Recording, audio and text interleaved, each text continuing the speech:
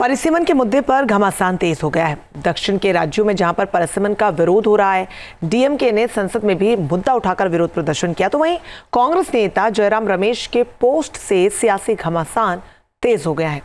देखिए रिपोर्ट।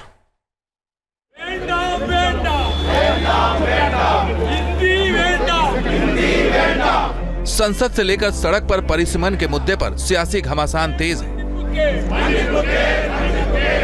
दक्षिण भारत के राज्यों को क्यों परिसीमन पर ऐतराज है?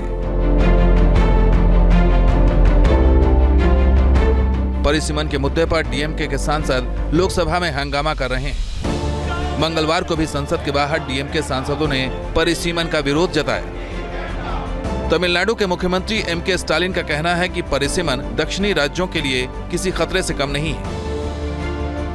परिसीमन के मुद्दे पर डीएमके नेताओं ने ओडिशा के भुवनेश्वर में पूर्व सीएम नवीन पटनायक से भी मुलाकात की है। इस मुद्दे पर बीजू जनता दल का समर्थन मांगा है। डीएमके ने परिसीमन को सही नहीं बताया है।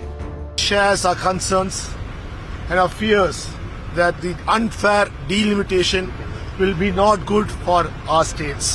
There are 7 states: the Tamil Nadu, Kerala, Karnataka, Andhra, Telangana, Odisha, Punjab, which will be directly affected by the delimitation, in which our share will be reduced.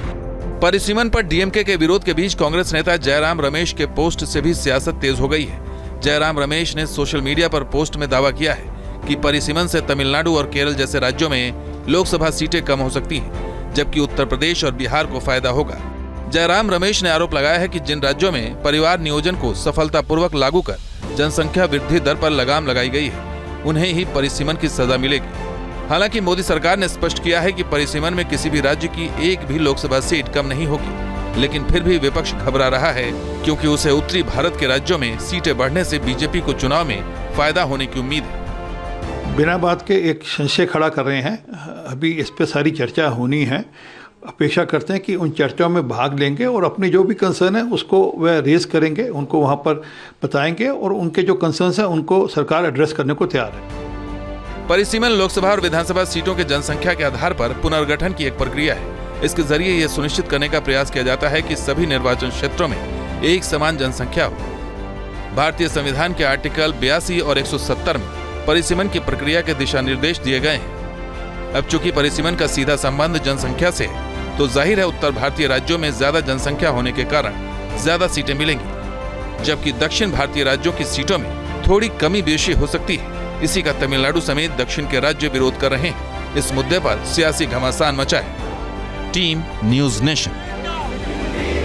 News nation अब व्हाट्सएप पर खबरों की ताजा अपडेट के लिए news nation के इस QR code को स्कैन करें।